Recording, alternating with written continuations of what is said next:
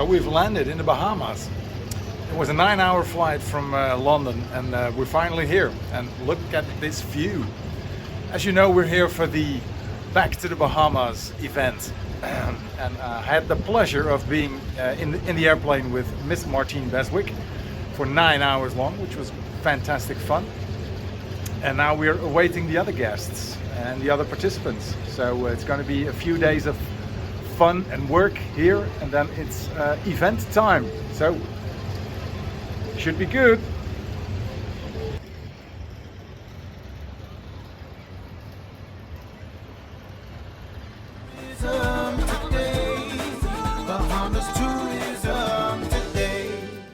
The Bahamas, home to many iconic James Bond films such as Thunderball and Casino Royale, has inspired many fans around the world. Simon Firth, author of Filming James Bond, tells us why he's bringing the Bond experience back to the islands. We're here in the Bahamas this week for a long, I say long, 3-day launch event, which culminates in a launch with 4 stars from the film Thunderball, where we also present the very, very first copy of the book. The event is going to be held in the Atlantis Resort. We have a little bit of a space assigned to us. It's called the Dig Deck. That is going to be recreated as the Kiss Kiss Club. And we are going to have a little bit of a static reenactment of the Kiss Kiss Club scene, where Luciana Paluzzi's character unfortunately ends her days. So we're standing at Dig Deck. That's the venue place where we're going to have the book launch take place. It looks stunning. This will do nicely for a Kiss Kiss Club. So I started writing this book before any of my books had been given a launch. This was a book that I really wanted to perfect my writing format, my writing ability, and I really wanted to do justice by this subject. But I literally had no idea that we would be standing here in the Bahamas on a beautiful day, launching this book in front of such esteemed guests.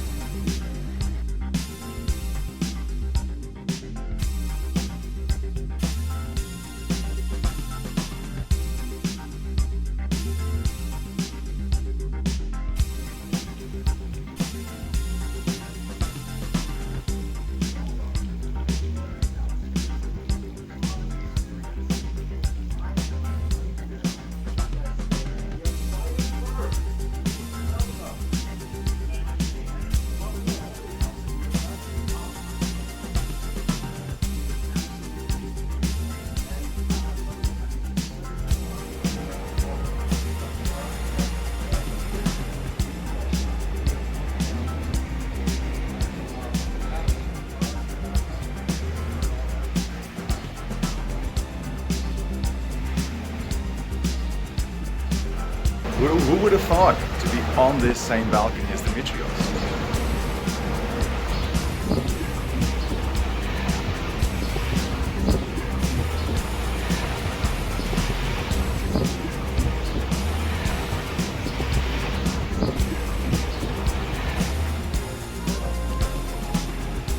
With us today are David and Danielle Zaritsky, working on a video for their channel, The Bond Experience.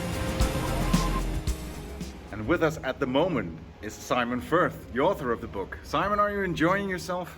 Oh my God, this is absolutely insane. I cannot believe that we're here. I cannot believe that we are doing this all for just a book. But we're here for one whole week. We're doing a tour, we're doing events, we are presenting books in the company of Bond stars to deputy prime ministers of the Bahamas.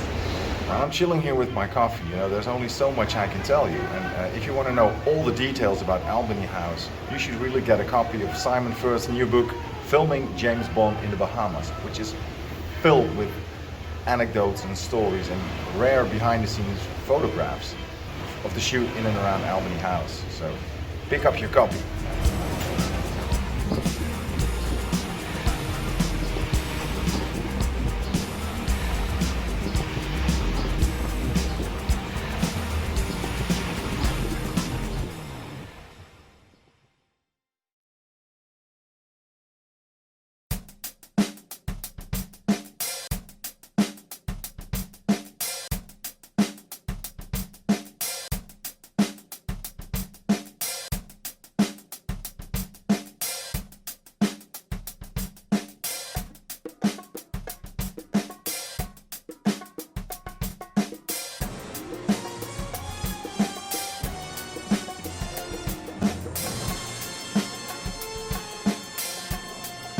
our event here, all about the James Bond films made here in the Bahamas.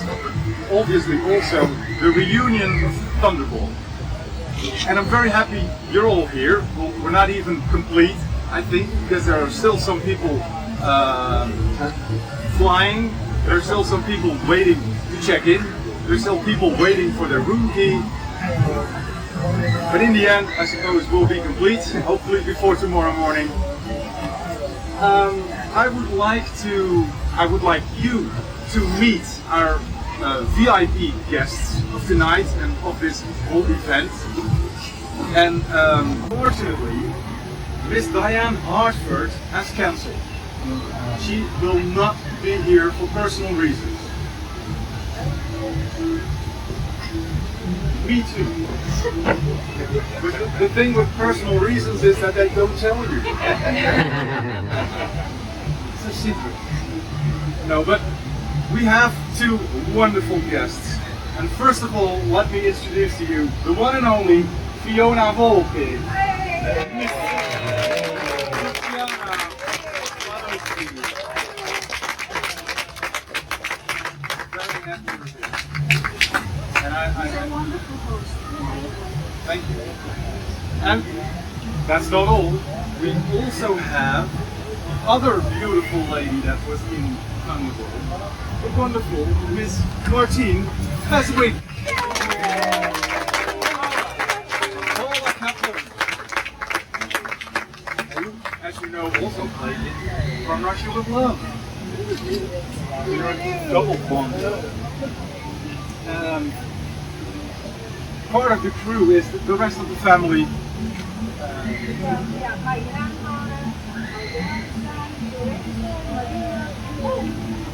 Mr. Paluzzi. Mr. Volpe. Michael. We're all very happy to have you here. What I have for you is the printed event brochures. They're on this table. Don't forget to pick one up before you leave at the end. Because it says what we're going to do, when we're going to do it, and where we're going to do it. And because this is such a huge resort, you'll know that finding the right place can be a challenge, even with the map. Yes. Yes.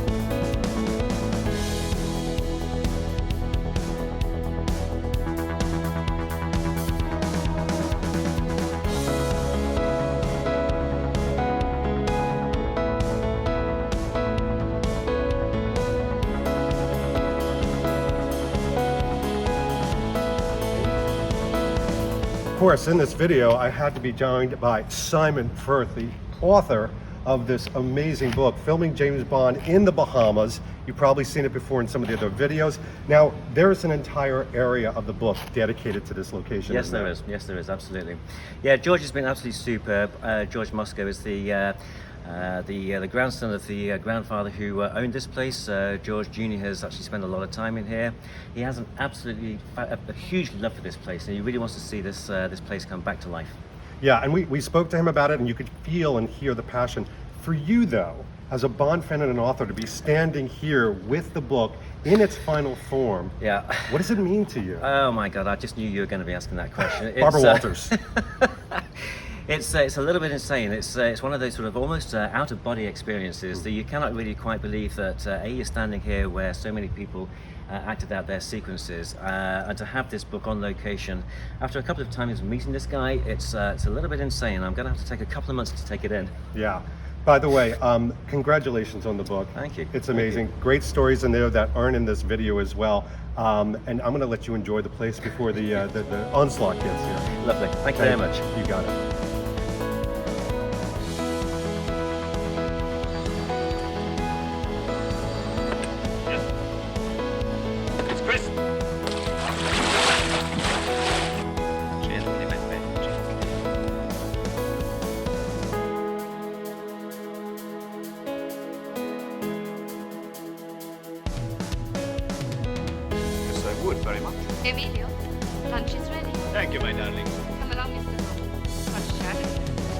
Domino, I was just thinking, as I'll be busy this evening, perhaps Mr. Bond would be kind enough to take you jump.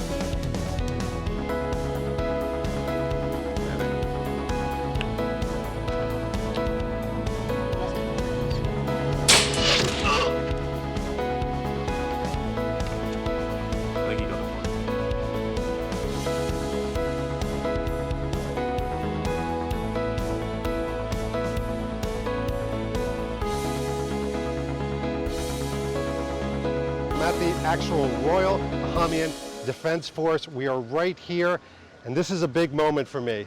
First of all, we had to get special military permission to be here. This is not typical. You can't just knock on their door, so warning to all you Bond fans that think you're going to come in here and play tourists.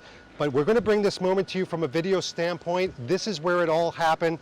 They had a lot of discussion beforehand. They used this hotel that was first built in 1965, but abandoned. They actually shipped in a bunch of steel girders, put them up, reinforced them, put them pads down, and they filmed for over 2 weeks here in an outfit very similar to this. Academy Costumes made 65 of these shirts because they knew they were going to ruin quite a few. So what we're going to do is we're going to take you through a walk around. But ladies and gentlemen, Casinos Royale, the parkour scene.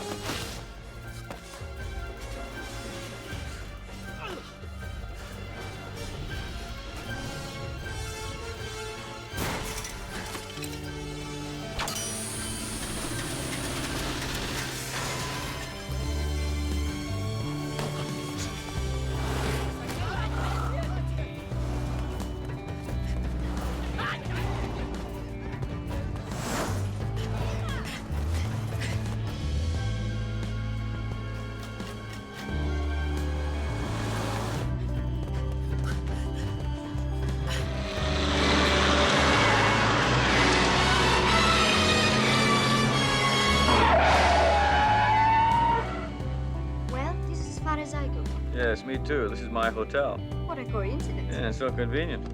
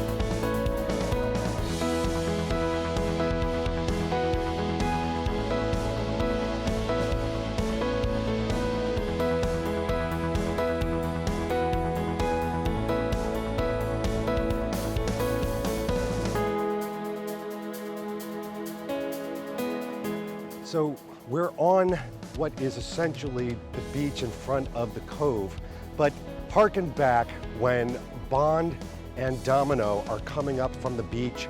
The speedboat is coming up over here, and the gentleman comes and he pushes and stops the boat from hitting the shore. This is the same exact spot, and if you take a look over this way, it hasn't changed.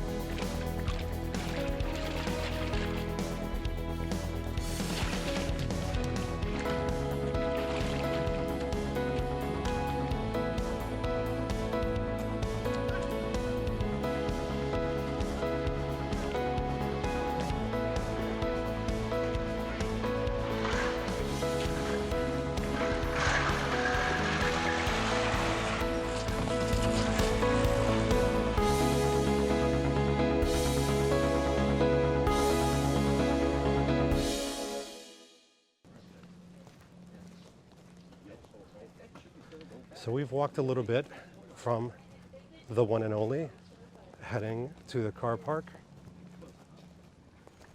Of course, our fearless leader heading the way. Oh. The car park. One of the most exciting locations ever. Yeah. So it wasn't actually a guard park. They actually just staged that for the site, for the scene exactly, and it was lot number 13, space number 13. Wow. So this is a spot, lucky spot 13, where of course Bond parks the vehicle. The two German golfers that thought he was a valet, and why not? He kind of looked like a valet, but he has absolute disdain for it. He backs it up, smashes it into the Jaguar behind him, takes the key and does that typical Daniel Craig throws the key away moment, and then he's off back to the one and only.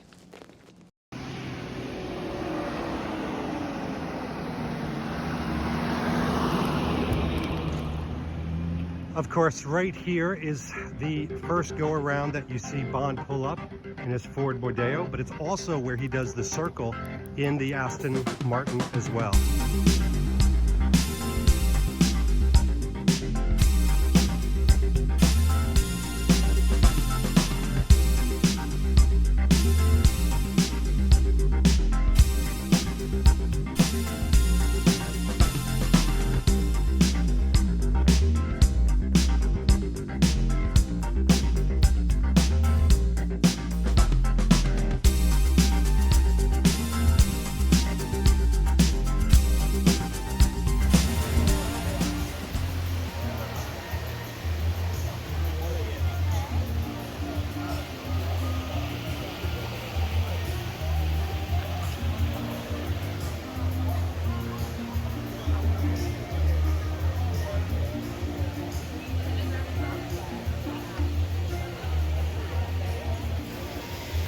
Well, this event is actually almost 60 years in the making, and that's one of the things about films.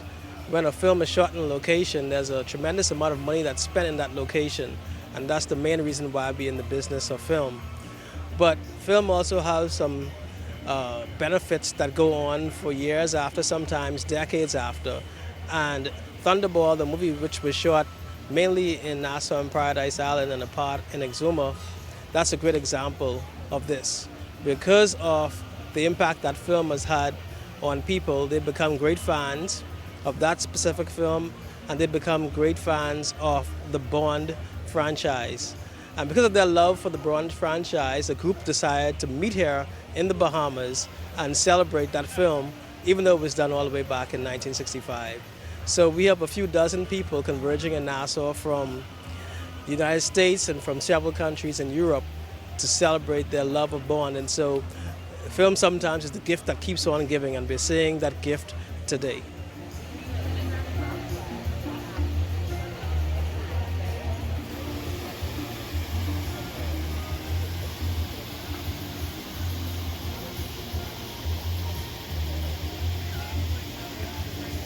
I've actually been to the Bahamas now 5 times. The book came about because of the 3 manuscripts that I have written. I was kind of aware that this was the one that I was most passionate about. If these are all passion projects, this is absolutely the one that I am most passionate about. Being back to the Bahamas, I absolutely love it. Being in the Bahamas while releasing this book is a little bit insane. It's just one of those things that I'm going to have to wake up in about 2 months' time and figure it all out.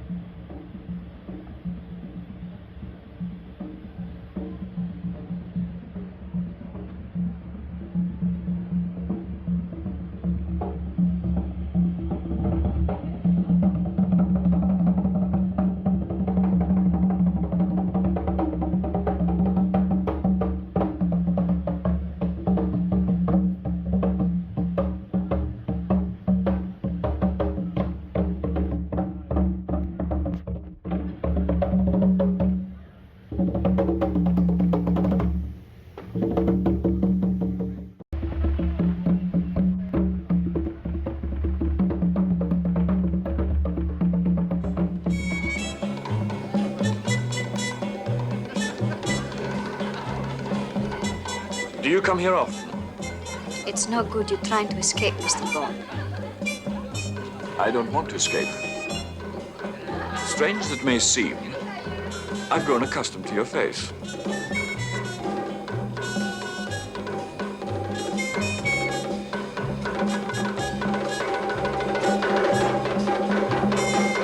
Why don't you come with us quietly? You don't seem to understand. You see, I enjoy my dancing.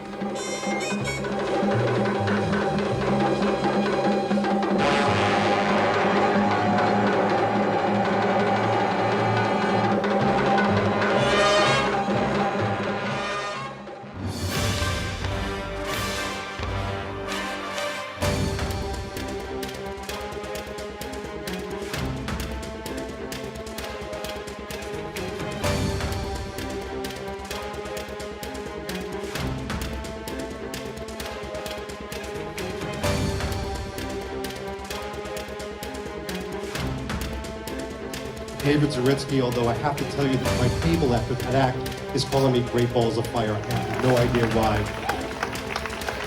So, what are we doing here tonight? Like you need to be told. Many of you traveled from all over the globe, many from around the corner.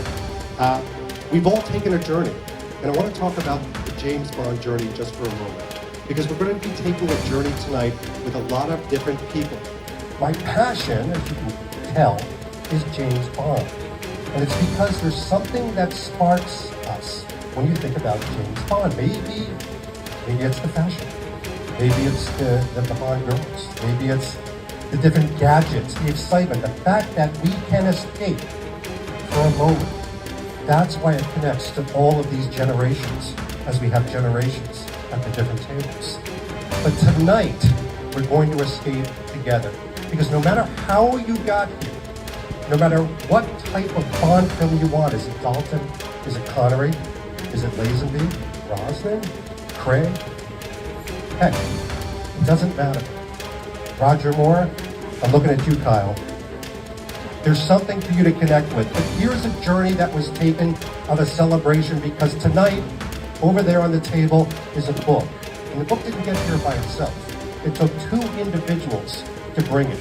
A journey of many years and many minds. So I want to invite up to the stage to talk about the journey of creating this book about Bond in the Bahamas, Simon Firth, the author, and of course, Martijn Mulder. Please take the stage.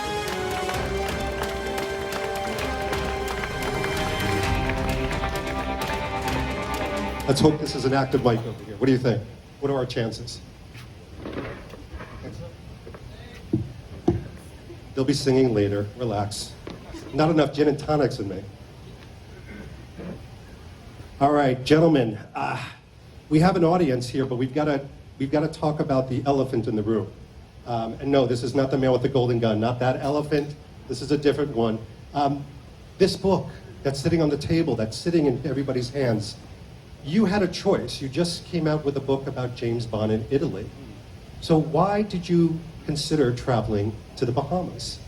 Well, you know what? I'd written the first book. Thank you. I'd written the first book, Côte d'Azur, which kind of came out of the blue. It kind of went down okay when we published it. I was invited back. No Time to Die was imminently to be released, imminently. And it was about 25% of the way through writing that I wanted to get a perfected writing format and a perfected writing ability, as far as the ability goes, to do justice by this book. I then finished Italy. I wrote another manuscript, and it was in June of last year that I embarked upon this project. And I want to get this straight because this is all about accuracy. Yes, it's a book, but this is about people. It's not just about the two of you. Yeah, correct that you interviewed 30 individuals for this book? I probably spoke to actually at least 50, to be honest. Or, yeah, 50. You're here to correct me all night, I hope, because I'll get it wrong every time. And by the way, as we're talking about the 30 people, we have some sitting here tonight, don't we? Yes, in fact, we should have had a lot more, but I think COVID and various ailments have laid them to rest. We're missing David McGrath. We're missing dive master Gavin McKinney. He couldn't be with us tonight, but we do have Stan Bokus, who was the manager at the time of the Buena Vista. We have Catherine Solomon, who helped dispel some rumors for a certain location, and a few more. Wonderful. And the nice thing that you'll see when you do read this, and some of you have actually had a sneak peek, you're going to find that it's a very unique weaving. And I've called it to you like almost like a cloth. You weave the story of people with locations. And Martijn, you've been the location guy, for many years. What is it that fascinates you about Bond locations? As I often say, I'm just fascinated by historical places, places where things have taken place. And it's just wonderful to be somewhere and to think, wow, 300 years ago this happened, or 50 years ago that happened. And because of my love for Bond, and in my case, my first Bond film was Moonraker, and as we all know, Moonraker was all over the world. So for locations, that was very interesting. And I just started to figure out where all that was filmed. It's amazing too, because one of the things some of you have experienced this week, we've taken several fans, many fans actually, and some of the people that worked on the film to different places. In marketing terms, when you think about James Bond, nostalgia plays a very heavy role. And I remember Luciana and Martine, when you connected on the different locations, especially Luciana Palmyra, and you looked out and you became very wistful. We get that same way. Of course, you have a different point of view, of course. You were there. But for us, it brings us back to that moment of Bond. Simon, when you're writing this, are you getting into the mind of a Bond fan, or are you down to business? I'm an author, I need to get this done. I am probably business first and pleasure second, if you're calling it like that.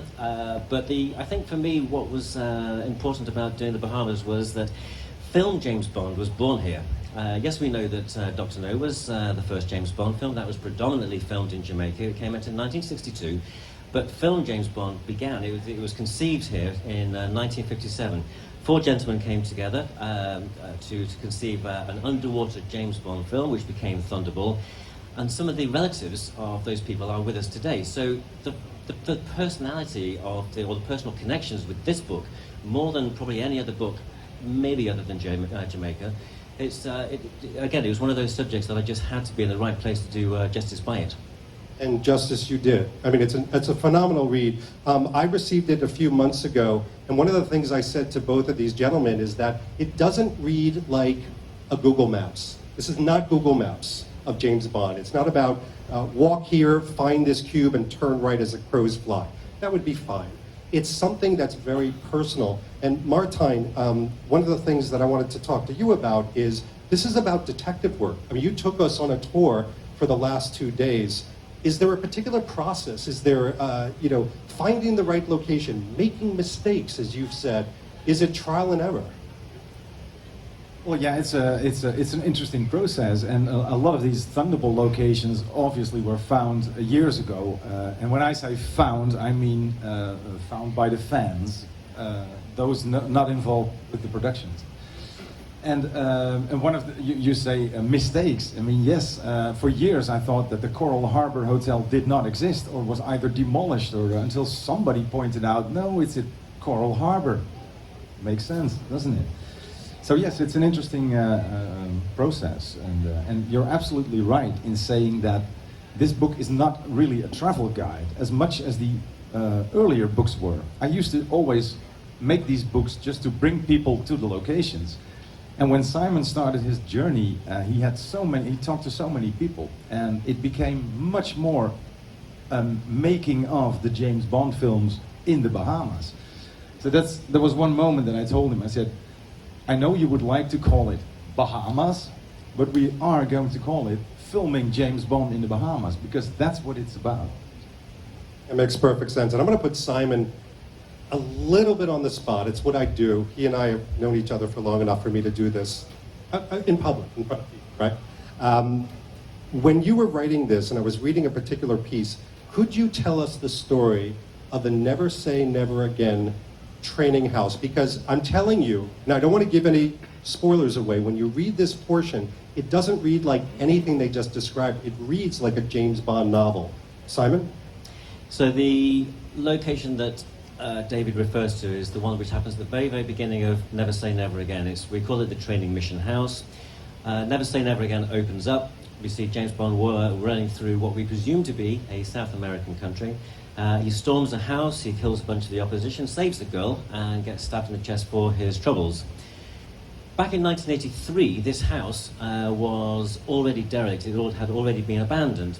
And I was just fascinated and curious because the majority of the locations around the world, they are fairly well documented, at least the film ones, if not book and this, that and the other. But this one really had not come to light. Martin had some information that it still did exist.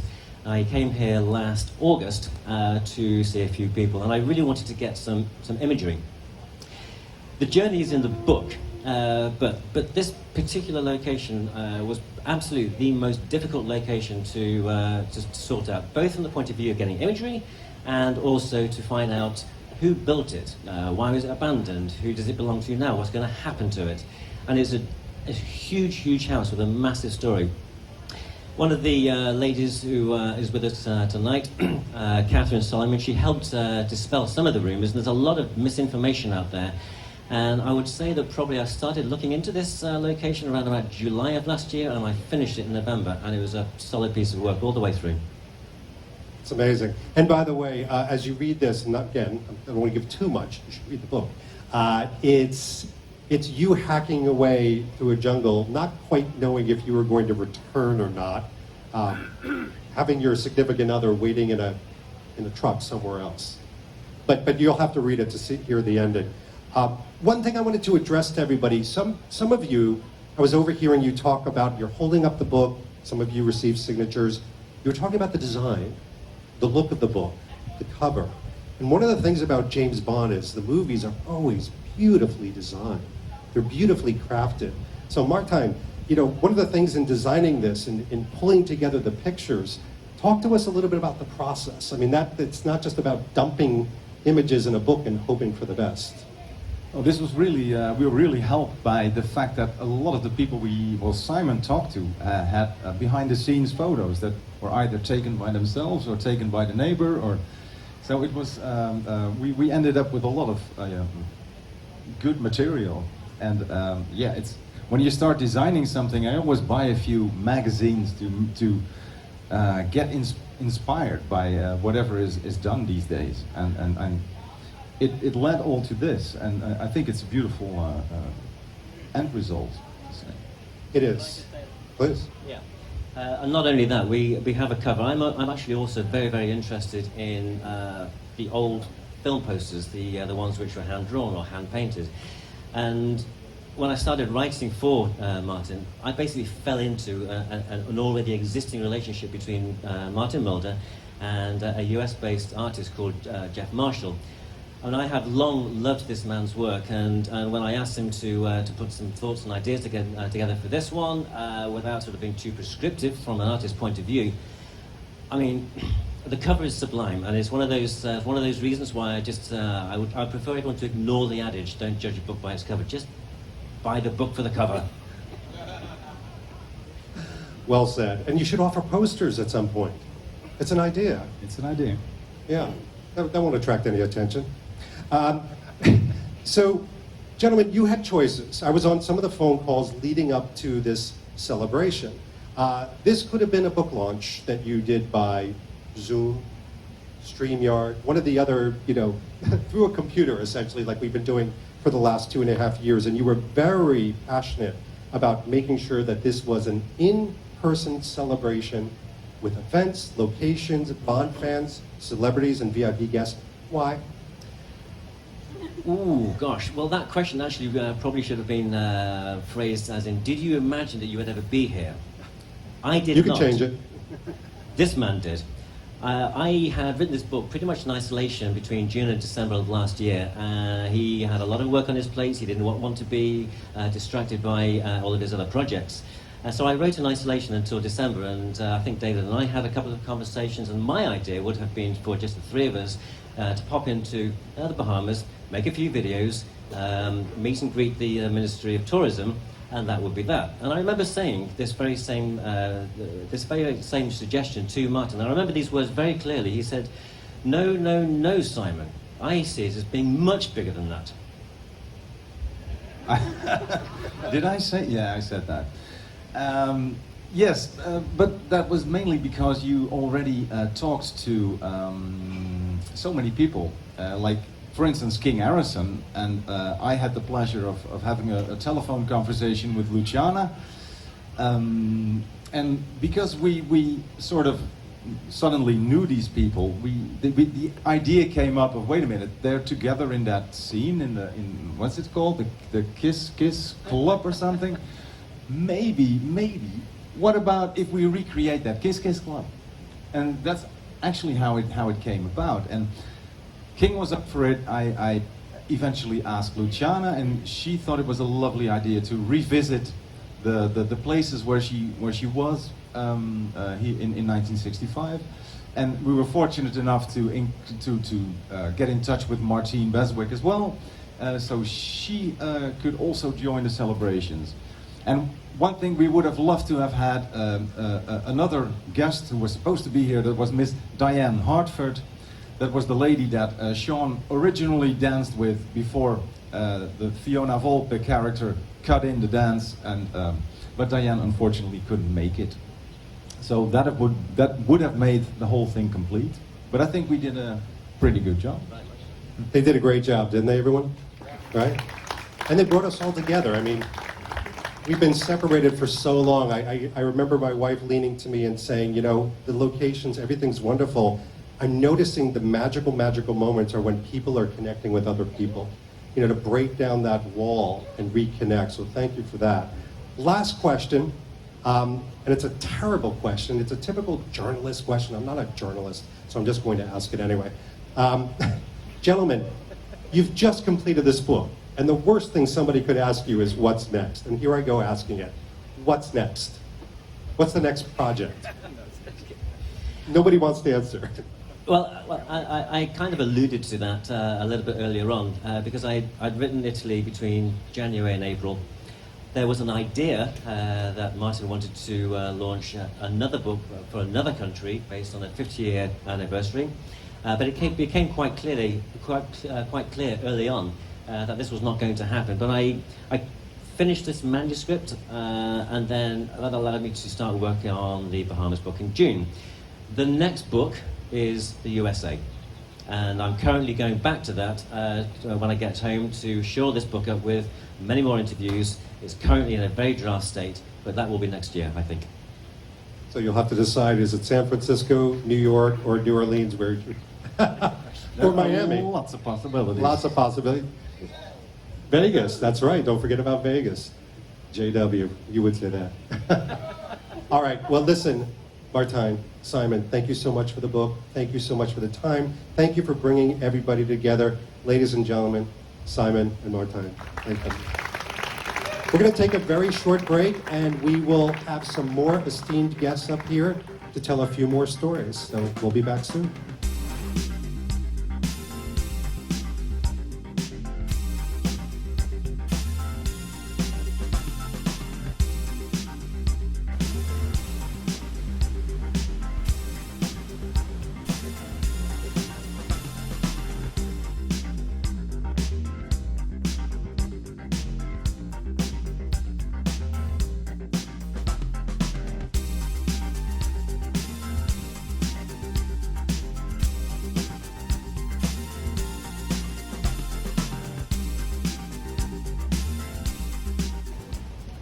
Before I go further, my mind was on Sir Sean Connery, and I'd like to ask everyone to pause for a moment of silence.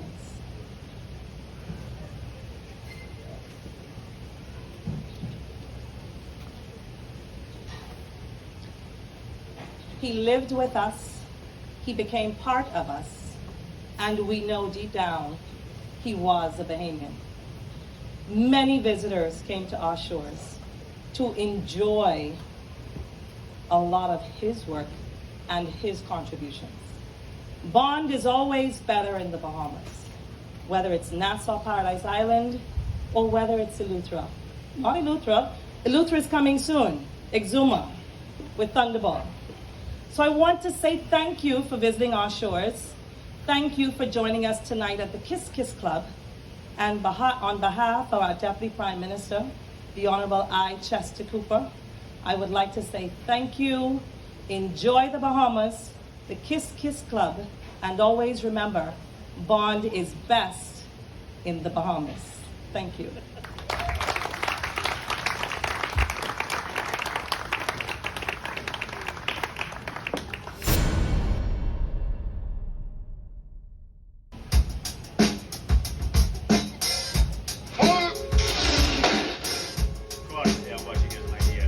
What else have they done? You would like Bond dead I can think of no better date. because he tries to make love to your woman. Because he is Bond, and as an enemy and Spectre should be killed. Mark! Bond that died last night as a result of your hastiness. His government would have known for certain the bombs are here. When the time is right, he will be killed. Ho! I shall kill him.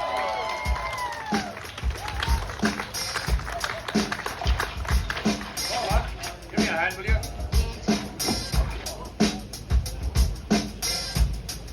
Tell London I've made contact with the girl. Well, it's not what I'd call confidence. Passing through your scene. Try it. It won't start.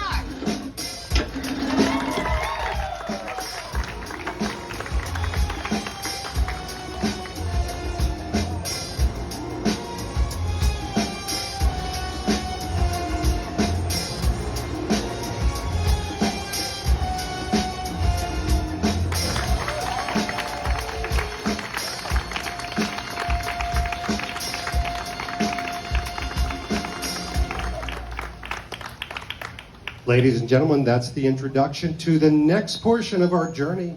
We've got two storytellers that are going to take the stage. We could have our escort come.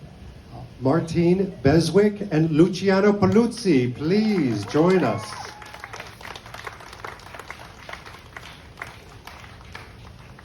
Of course.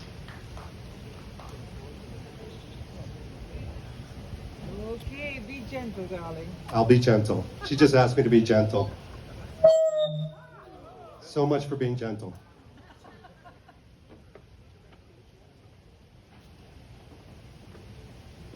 Wonderful.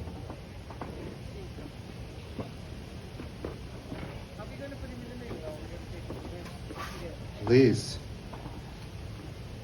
Ladies and gentlemen, another round of applause for these two wonderful people. Thank you for sharing the time. Thank you for creating the memories as well, truly. We don't talk about that. Every story has a beginning. So, do we have another mic? Second mic? Ah, thank you.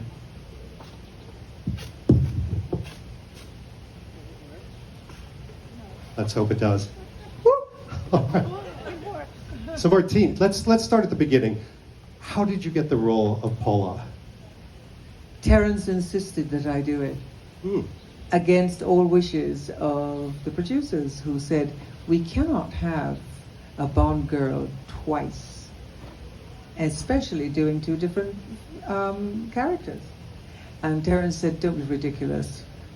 This is an island girl, and Martine is an island girl. We have to have her. So he pushed, and I got it.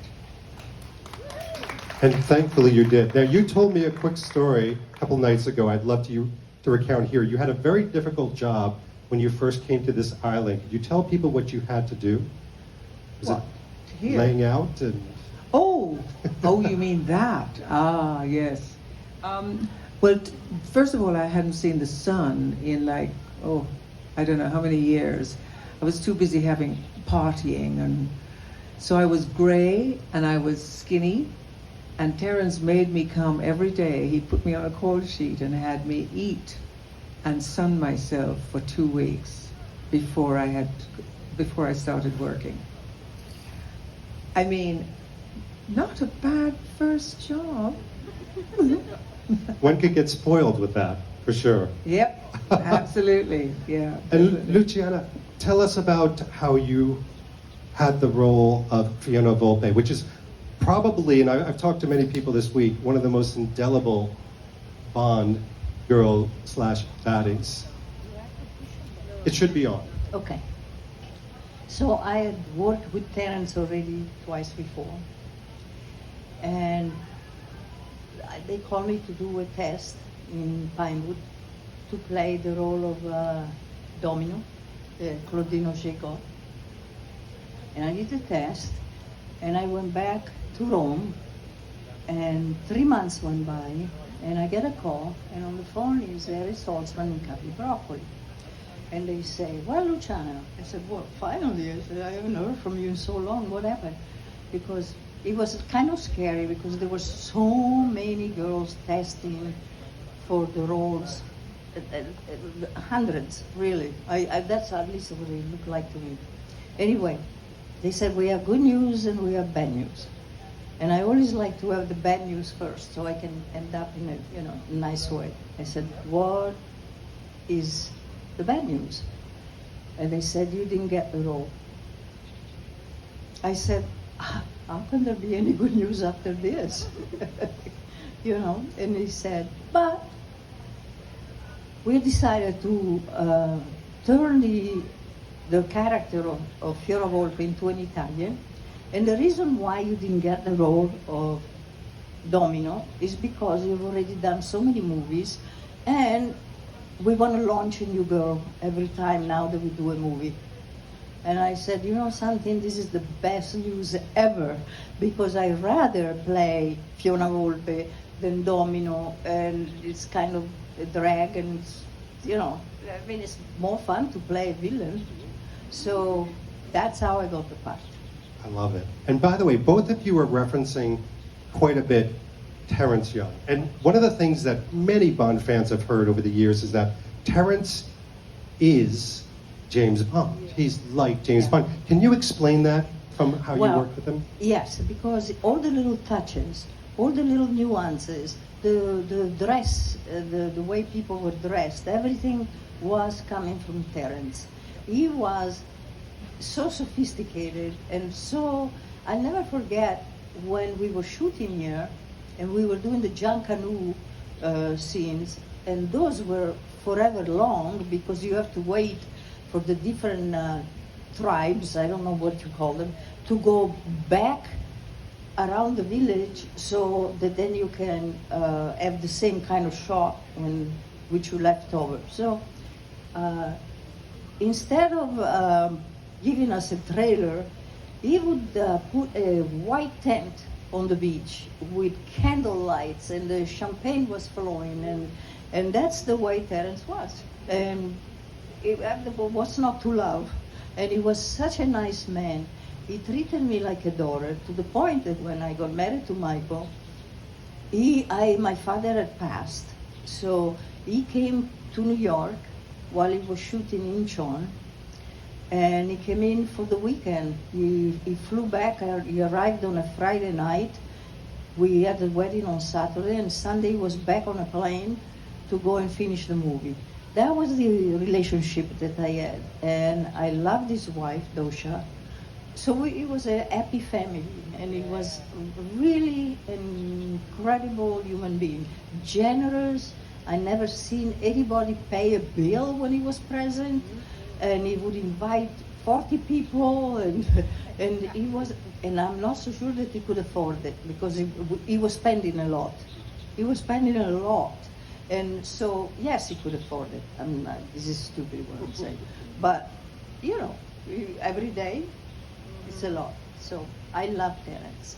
He will always be my dad. It sounds. Everybody has kind of the same perception. Martine, same? I mean, you had wonderful moments with this man? Oh, absolutely. First of all, he fought for me. I mean, they didn't stand a chance against him. He just said, she has to be the thing. And you know, the thing you were talking about, being involved with everything, he was involved in picking, you know, making sure my bikini was what he wanted. The dress, the fabric, he was absolutely there for everything. He really was. And of course the thing is that we just adored him so much, and we just let him take over. Please, yes, I like whatever you say, yes please, daddy. And I have to blame him for the taste of Dom Perignon caviar. Oh God, I know. I actually had caviar for the first time at his house. I was saying, what is this black thing? I was very, very young. I learned. Exactly. I learned. But he had such an incredible character, and he was so much fun to be with, and he was so loving, and he just, I remember we were in a restaurant in London, and I was starstruck. If somebody, it was a restaurant, was very famous. I forgot the name now. Michael, where is that you at the office? Yeah, it was off Berkeley Square, and all these important stars would come in, and I would go. And he said, "Stop it." He said, "You are a star. They should be looking at you. You don't have to look at them." It's a good lesson. Typical. It's typical. I mean, he's the most elegant man I ever knew. And he was also mischievous. And of course, I love mischief people. I mean, Sean was mischief too. I mean, and the two of them together, that was hilarious because they really sort of encouraged each other in being naughty. But every now and again, if we got really naughty, especially on the set, and we started fooling around, he'd go, children, that's enough, and we'd go, okay. By the way, you may not have heard that, but when you talked about Sean Connery and Terence getting together, Luciana basically brought the poster to life. She goes, watch out. So let's talk about Sean Connery, of course. You're James Bond. What was he like to work with? Was he as mischievous as well? Or? I have to tell you, he was a man's man. He really enjoyed to be with the crew at night, with the boys. That was his favorite thing to do. He always treated me in such a nice way. So When later, you read, oh, it's not nice to women, I say, what? It's impossible, because his character, he was such a nice human being. So, and he was a lot of fun to be around. So I only have great, remembrances of Sean. Yeah. Love that. too. I mean, And you played with him twice yes, as well. I mean, and it's interesting because when I first met him, it was like my first major film. And, I was in Russia with Love. And the first time we met, we were doing, we'd been rehearsing, and we were doing these publicity shots. And we were standing together, and if you see the photographs, there is immediately, it's like, there's a sort of, nudge, nudge, wink, wink. We'd already started, the mischief was present immediately. And it was bizarre because, I was sort of like, I was new, I was green. He was already a star. And then we went on to Thunderball, and where that was, that was like, eh. That scene of us in the boat is it sort of typifies my relationship with Sean. That is exactly what it is. And Terence encourages it. He encouraged everything. Well, it shows on the screen, and it translates to the audience. Yeah. That type of chemistry between both of your characters and Sean. Yeah. I think it's what makes easily Thunderball in the top 5. But when you walked into Thunderball, and actually, Luciana, I watched an interview where you described this beautifully. It hadn't reached its full crescendo. Thunderball really caused everything to explode. Toys and posters. The zenith. It was the zenith. Yes. It's the only picture that I've ever been in where you're shooting and all of a sudden a huge cloud comes in and they have to stop and they have to wait for the cloud to go away because it doesn't match anything. Usually you see the producers going crazy, right? Because nothing, everybody was so happy because they already knew that they were going to make a lot of money. At that point, there was no doubt that the series would have not been so successful. The thing is that I never expected it to go on for, 22, 23? How many Bond movies are there? We're in the 60th year of yeah, James but Bond right how now. many movies have been There's made? 25. 25. Give or take. You can argue with me. And on we go. Now, the publicity, the explosion around Thunderball in the press, there's some wonderful photos behind the scenes of you and Claudia walking together in bikinis. Was that, and this is behind the scenes, I know you all like this discussion, was it a nuisance? Was it exciting? What were your feelings about all that? We actually, and it's interesting because I was talking to Fiona, which is Jason's wife, and I'm saying, they're so wonderful because I so appreciate women. And Bond girls really like each other. And when we meet, it is always this camaraderie, this love that we have. I don't know any Bond girl who I don't absolutely love. It's just amazing. And so there's just a sweetness. Yeah, we're friends with a lot of them. Yes. I still talk to Ursula Andress and Marian Dabo, and we see them all the time. We see them all the time. So for me, it was sort of, we can. It is. It is a club. Actually, That's right. what I say is Bond girls bond forever. Well, I like that. That could almost be a title of a book. Or at least a movie. I would go and see it twice. Well, Mariam Diaba did a book called Bond Girls Are Forever. She did. So, yeah. And I think a TV special as well. Yes, exactly. All right, we have to talk about the Bahamas. I don't know if you can tell from the heat. We're here. I wore a wool suit. Listen to me. It's a beautiful heat. I've never felt such a dewy skin layer. I love it. You know why? Never looked so young. Why I know I'm in the Bahamas? What's that? Because the inhabitants. Sorry, I'm a foreigner. I still don't work. The Bahamians people are the best. They are the nicest. in every Absolutely.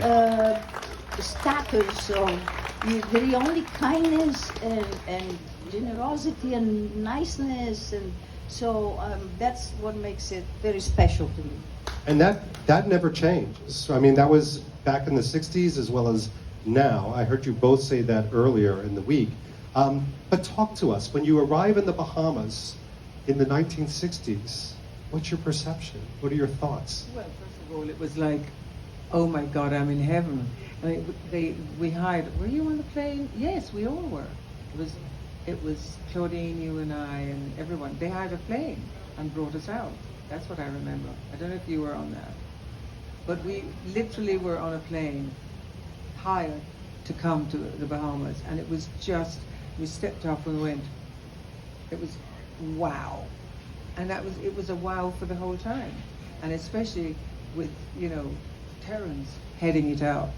And you were talking about the sort of the tent with champagne and Kevin. Well, lunch was not a box lunch. Lunch under the coconut trees, tablecloth, and lunches. I mean, hello.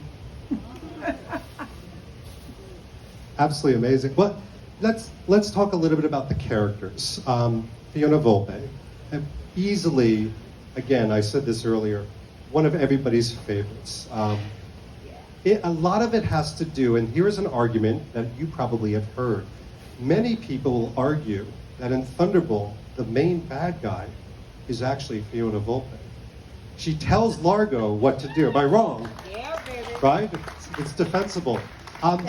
You exude a certain amount, not even a certain amount, quite a bit of power in the role. Is that something that you prepared for in the role? No, the fact is that I'm such a sweet, sweet girl that, Yes. that to do something that was bad and nasty just was so much fun. That's it. That's the only reason I didn't prepare. I just went with it. That's it. So the fact that you were loving it, it comes across. I was loving it. Oh my was gosh. loving it, yeah. And Martine, we have to talk about your character, Paula, because we had a conversation, you and I, the other night, and we said, put Paula in today's world. When you think of like Lashana Lynch, you could have been a female Felix Leiter, easily. I know. Right? What a shame. I mean, unceremoniously dismissed, I'd say. Really? Right? I mean, killing myself for my country, really. What a way to go. Dreadful. But until that happened, what a character. And I'll ask you the same question. Certain preparation, was there a motivation behind the way you played the role? Actually, it came from the relationship I had with Sean, and probably with Terence. It was just about, I'm going to do this right now. And basically, it was just, there was a mischief behind all of it, but there was also a sort of a focus. Yeah. I didn't really prepare. Did you prepare? I didn't prepare. I prepared later in other roles, but no preparation was needed for this. I am loved that you took something within you, whether you were having fun Yes. or you just Yes. took a bit of yourself and put it out there, and this is what we got. Yeah. I mean, that's it. well done. Well done, right, everybody? No, they have to. There's an applause sign behind us. You just can't see it. Yeah. Luciana, I do have a question for you because this is going to be a bit of a Barbara Walters moment, but you brought your wonderful grandchildren here to experience this celebration. It's really about generations, and it's about the longevity of the franchise. Why, in your mind, has James Bond lasted 60 years? Well, they don't have a choice it's on television over and over again, so it's not like it disappeared from the screen. So I get, people that I still get so many fans letters that I said, well, why? I mean, I'm so old, and look at these people that are like, they show me the photos.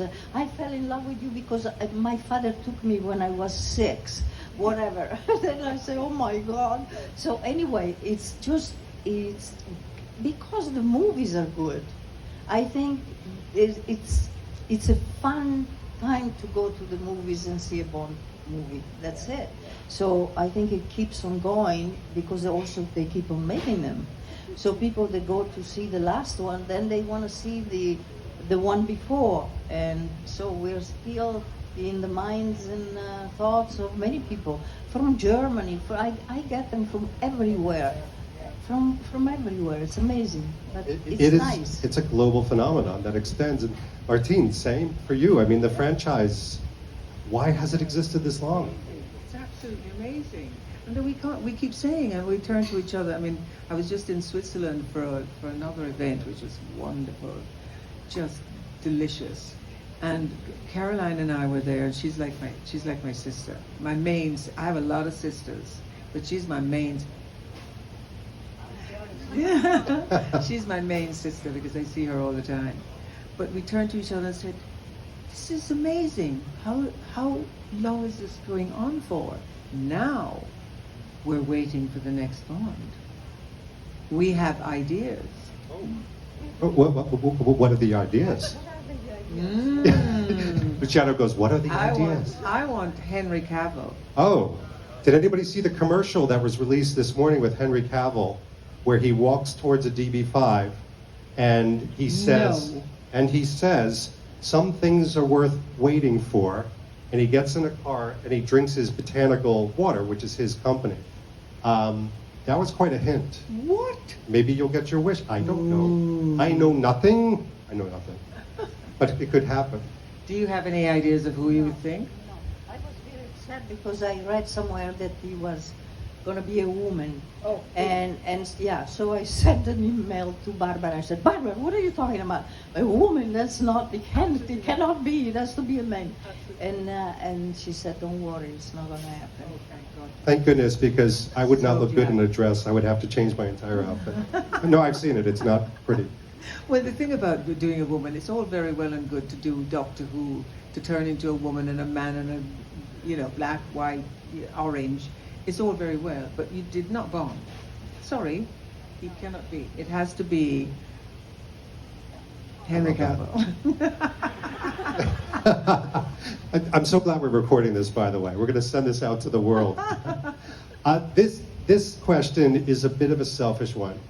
Martine, we'll start with you. You have both been so gracious, and not just over this last week, but for years, with the fans, the Bond fans. What is it that connects you to the Bond fans? Well, because they've been so loyal for so long.